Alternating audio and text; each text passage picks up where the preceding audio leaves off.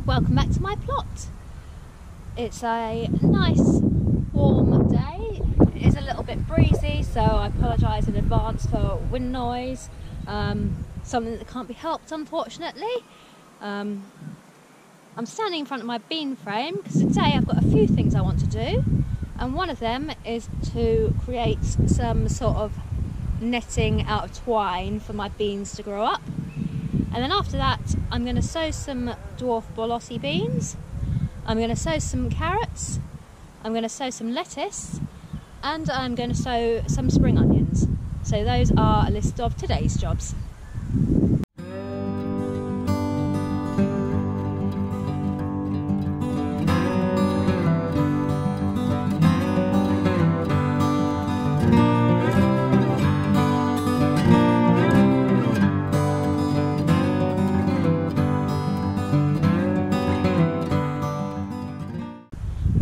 Yeah, so I put up this bean frame a couple of weeks ago, and what it does need is something for the peas and mange to cling on to as they grow, because they're going to need some support. Unlike runner beans and my French beans, which are hopefully just going to wind themselves around the canes, the peas and mange are going to need to climb, and they're going to need some support.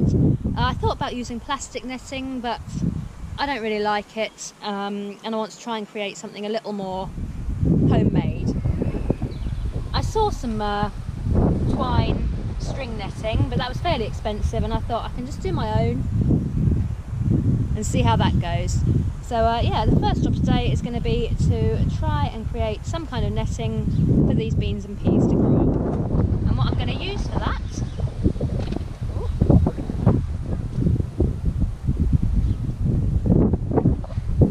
some string and some scissors, and hopefully it's going to be as simple as that. So the way that I've decided I'm going to try and do this, and it is a bit of an experiment because I haven't done anything like this before, but I'm just going to string it from this pole here, which is where the peas are starting, and I'm going to string it and tie it into each pole along to this one here where I'm going to finish, because then I've got French beans that won't need this string support. So I'm going to start by measuring roughly how much I think I'm going to need. So I'm going to do the length of the poles, and then I'm going to allow a little bit to overhang to allow for tying it in.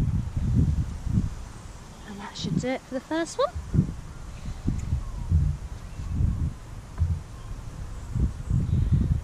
And I'm going to start about 4 inches from the ground, so that when those young peas first start coming up, they've got something to cling to.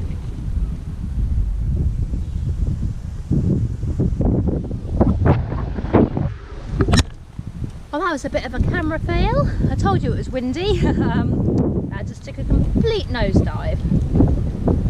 Oh, this wind is so annoying.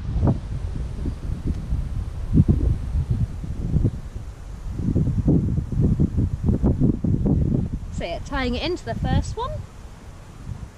And I'm going to come along to this one.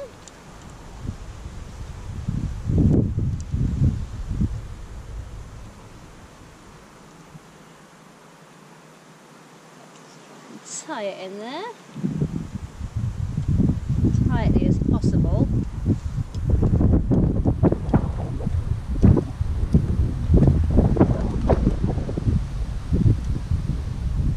Now I'm just going to continue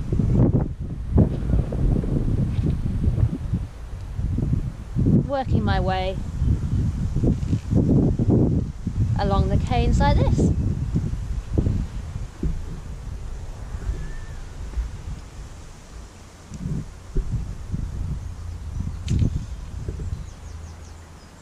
Tying it in to each cane.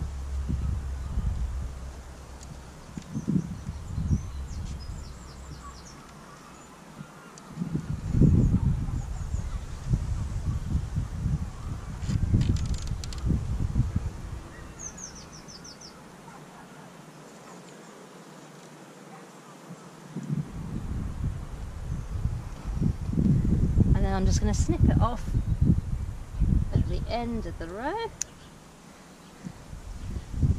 and that is my first line there. So what I'm going to do now is continue working it all the way up to the top, and because it's not going to be the most interesting thing to watch, and because this wind noise is really frustrating, I should probably put you on a quick time so that you don't have to listen to this noise and you can see it being completed a little bit quicker.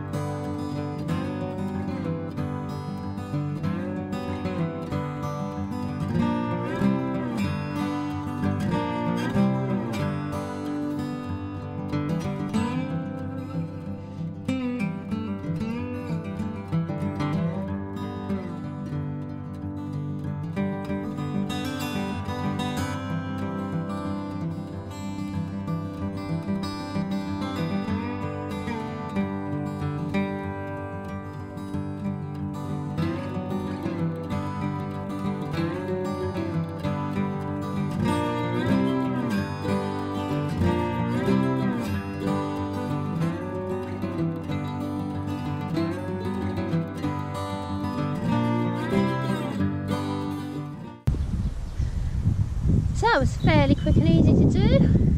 It seems to be making a difference already.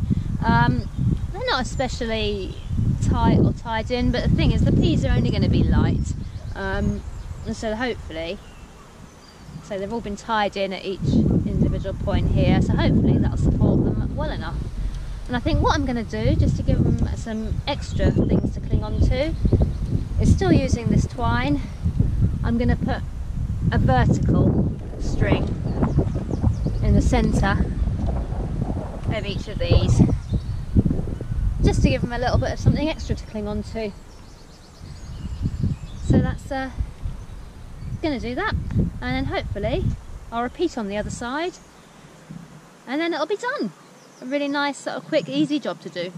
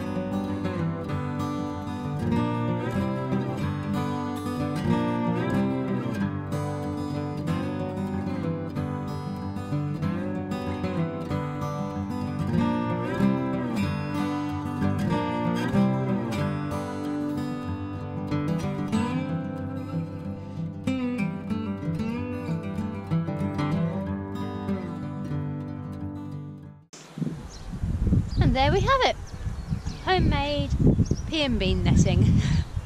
Nicer than the plastic stuff in the shops and a lot cheaper than the woven stuff.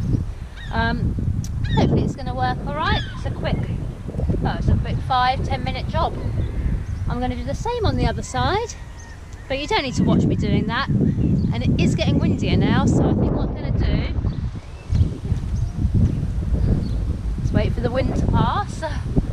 What I'm going to do is get to sowing some seeds, and then I'm going to finish off the other side after I've done this video, because it's just going to be exactly the same as the other side, as this side, and there's no need to show you both. So let's move on to sowing some Borlotti beans.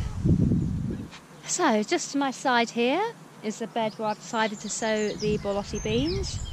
Had to give in to the cold and the breeze and put my jumper on because it was actually getting pretty chilly with this breeze that's going around. Yeah, Borlotti beans. I'm growing the Supremo variety, which is a dwarf French bean. What I do with these is I tend to grow them and I leave them on the plant to fully dry out, and then I harvest the beans from the inside and I use them in stews and casseroles and things like that. You can pick them when they're fresh, but I prefer to use them as a dried bean, but that's just my personal preference. So this is the area that I've allocated for these. I have dug it over again, added in some compost, added in some fertiliser, because beans like rich, good quality soil. And now I'm going to get to the planting. So I'm going to map out my rows first, and I think I'm going to have 2 or 3 rows. I might try and squeeze 3 in, because the thing about these is you don't get a lot of beans per plant, so if I can squeeze an extra row in, I will do, because I like having lots of beans, and I say the yield isn't massive per plant. So let's see, I can't remember the space difference. Rows 30 centimetres apart. Oh, spilling beans everywhere. 30 centimetres apart for the rows, so I reckon if I put 1 there, 1 there and 1 there, I should get 3 rows in. So we'll map out the rows and get these seeds in.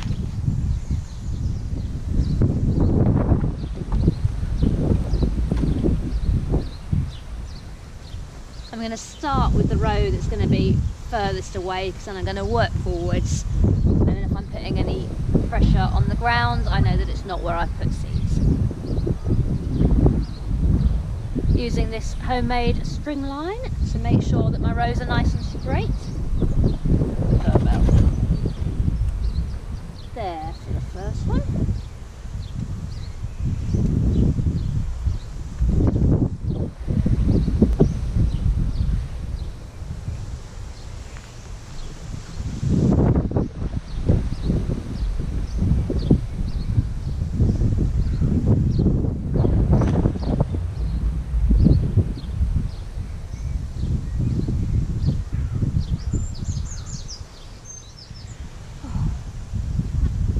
One thing I love about planting beans is that it is just so easy.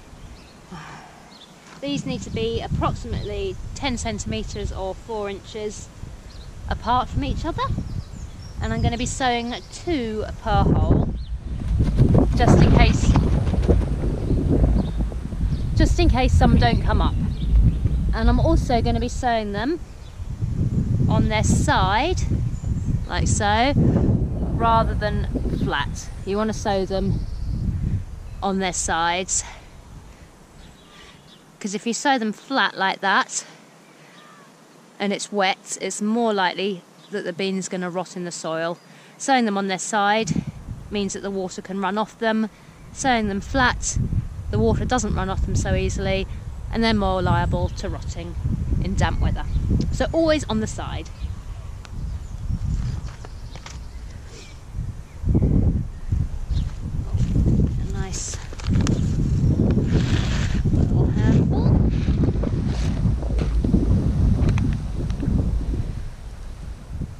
And I'm going to be sowing them approximately 2 inches deep. So I'm going to make a hole up to about there on my finger. I do like the finger measurement system. That's what I always use. So, first one there. I'm going to do all the holes first. So 1, 2, 3.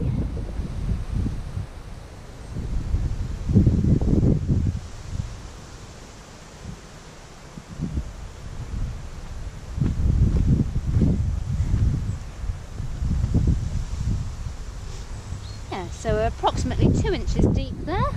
And now all I'm going to do is pop 2 beans into each hole on their side.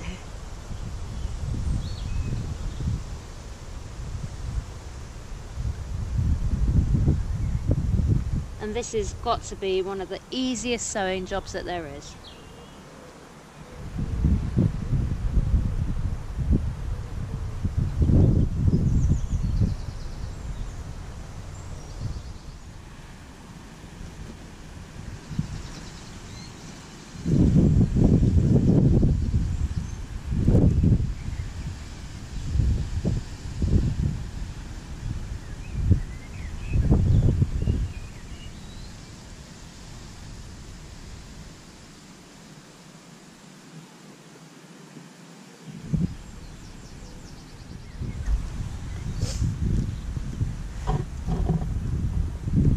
I'm just going to simply cover them all up.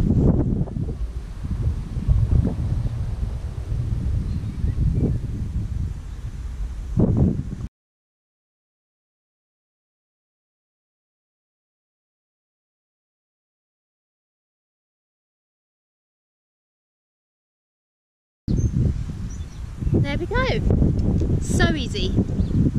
And now I'm going to repeat on the next 2 rows.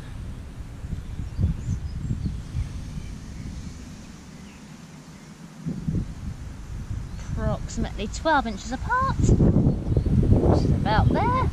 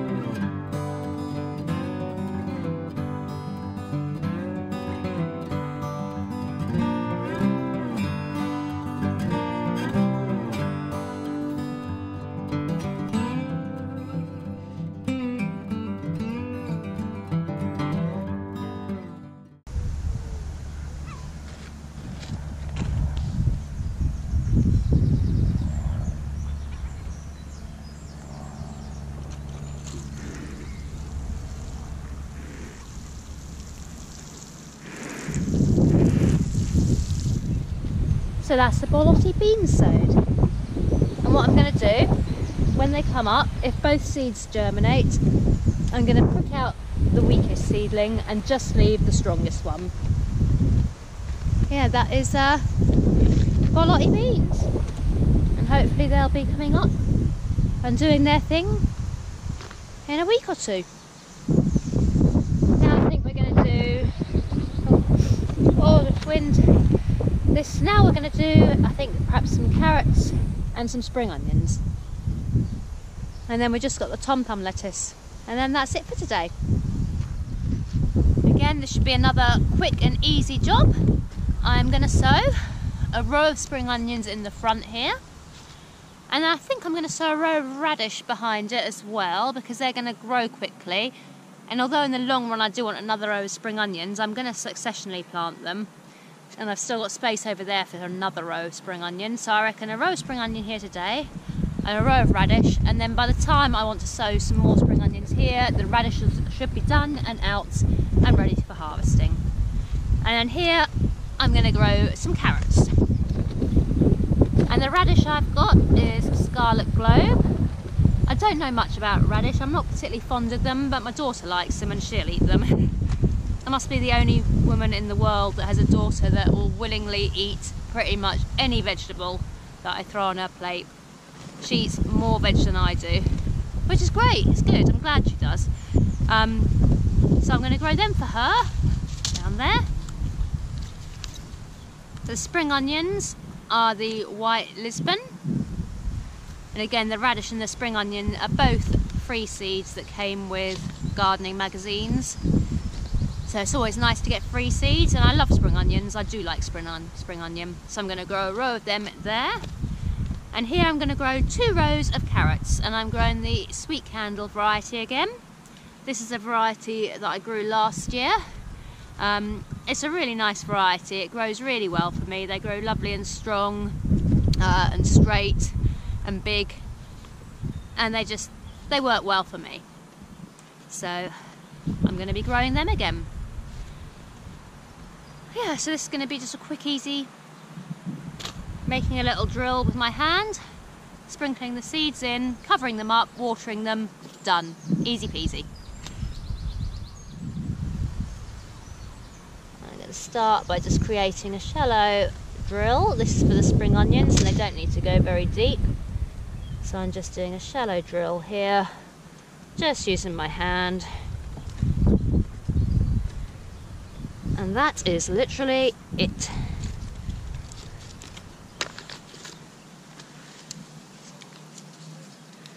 Then I'm going to get the seeds out.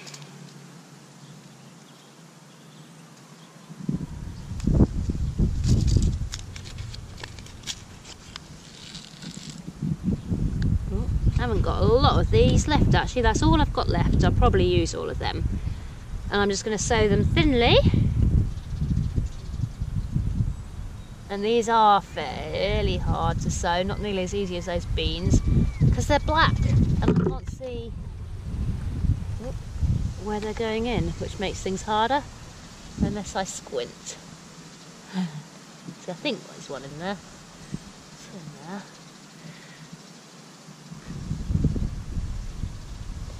Just trying to sow them as thinly as possible. This variety doesn't need to be thinned out, which is a bonus. It's nice to have things that don't need thinning out. And you can use the ones that come up early before they're full spring onion size. You can use them in salads and things like that if you want to. There we go, that is that. I've got a few spare. Oh, do you know what? I've only got 6 spare seeds. It seems daft not to just, to be honest, throw them in the little gaps. There we go. That is them done. And then just cover them up.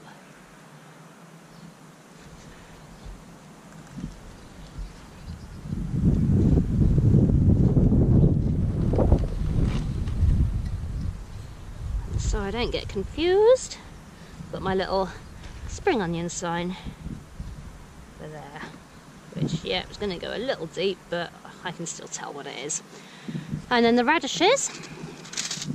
So I don't often grow radishes. You can tell this pack was free and it's still never been opened. 1.5 centimetres deep, and I'm going to sow them about here.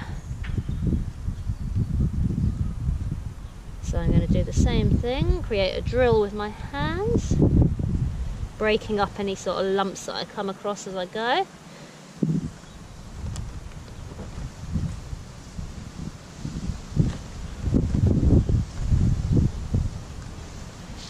And then let's get in to these seeds. Oh, they're not in a packet, they are directly in there. Whoa, okay, that was a little on the quick side.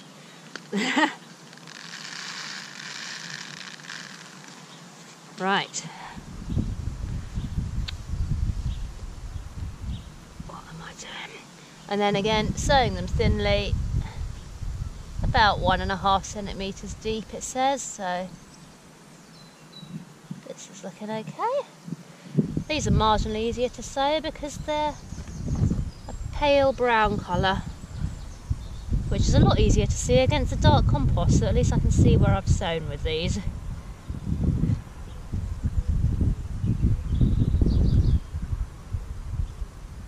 And I did add a little bit of fertiliser into this part of the planter, as well as the compost, just to help things along a little. Oh, try and get them back in the packet without spilling. However, this one here, which is where the carrots are going, I didn't add any fertiliser into that, because if you add fertiliser and things like that and too much feed into where you're planting carrots, it can cause the carrots to fork. So I've left that purely compost. There we go, I've got a little radish sign for the radishes, there we go. And now onto the carrots. And I'm going to try and get 2 rows in here. I should be able to. It's fairly wide. It's about 8 inches wide. I know it's going to be, they're going to be fairly close together. And in reality, I would like them a little bit further apart. But I think they're going to be okay. And no doubt, as soon as my kids get up here, some of these are going to be pulled before they're ready and fully grown anyway. Because my children tend to do that.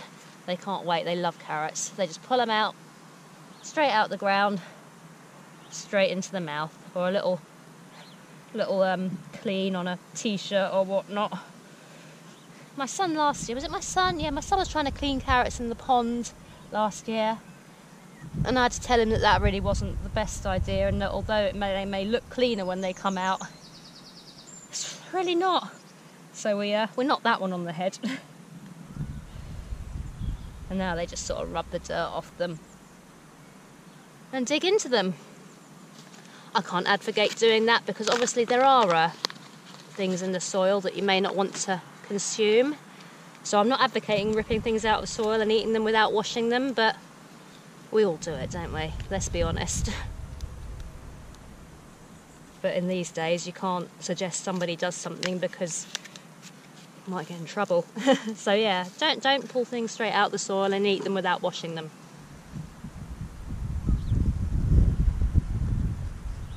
That makes me sound like a hypocrite now, doesn't it? We do it, but you mustn't. Right, again, I'm sowing these thinly. It's hard to sow carrots particularly thinly. They are a very small seed. It's amazing, isn't it, to think how such a small seed can create something so tasty and big. That's one row done.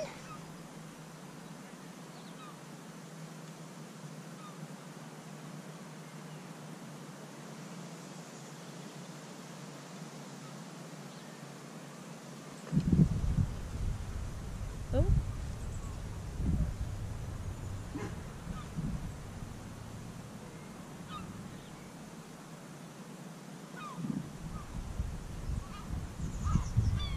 There we go. And again, I've taken far too many seeds out. Put them away. Probably spilt some, probably find random carrots popping up somewhere now. But there we go, that is the carrots. And again, I'm just gonna cover them up. And as with the spring onions, I sowed these pretty thin, pretty shallow, about 1 centimetre, so not too deep. And now I'm just covering them over again.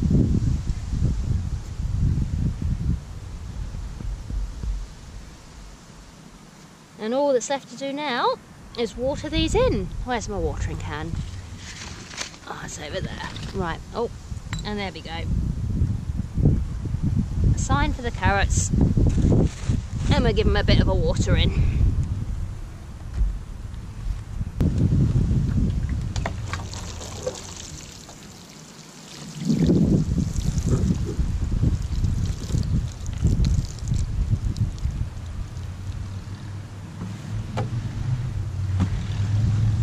And with carrots, if you do want the nice long straight roots that haven't split, it's important to keep regular watering.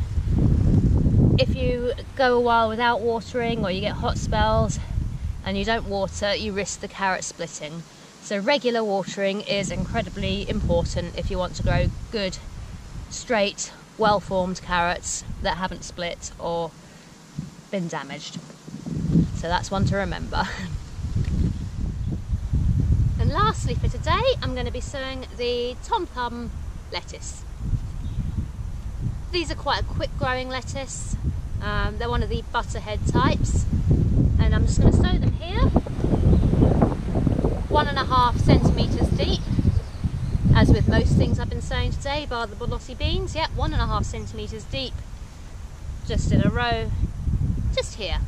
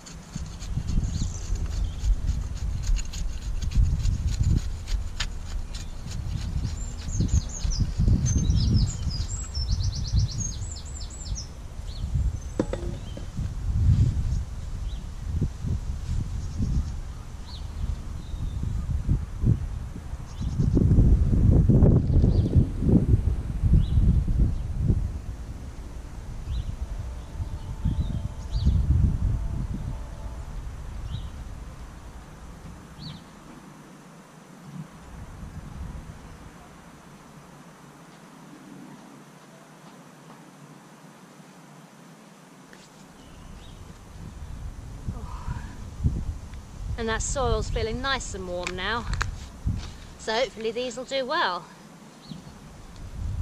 You should expect to see Tom Thumb lettuces coming up in about 7 to 10 days. So I'm going to check back then. Oh, camera okay? Are we wobbling? Are we blown away or are we okay? Oh, come back here, you. Yeah, 7 to 10 days. So I'm going to check back then and hopefully we'll see something. Again, another fairly small seed. Going to sow them quite thinly again.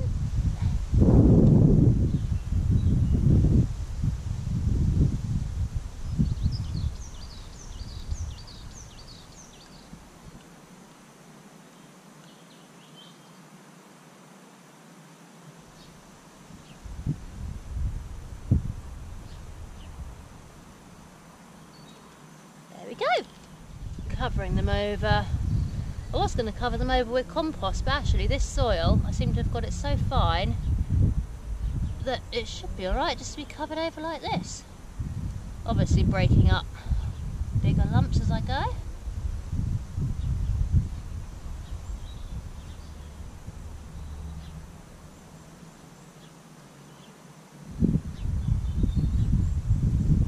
And then they're just going to need a quick watering.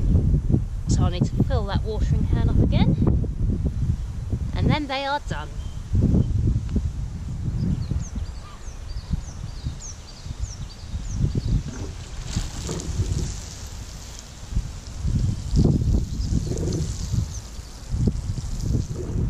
So they were today's jobs. I'm pretty happy with all that's got done. Everything that I wanted to do has been done, which is great. I am really sorry for all this wind. I'm not sure how the video is going to turn out. I hope that it's okay. I hope that the wind isn't too distracting. Unfortunately, like I say, there's nothing I can do about that. So I don't know why I'm even apologising for it. It's not my fault. But no, I'm sorry that it has been a windy video today.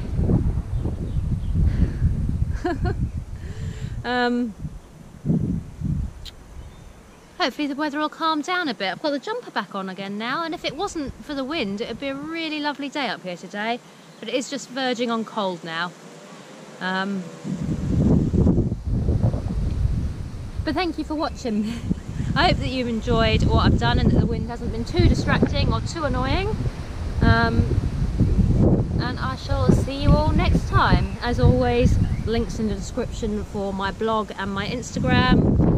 And as always, the likes and follows and subscribes are always really appreciated. But I shall see you next time. Okay guys, bye!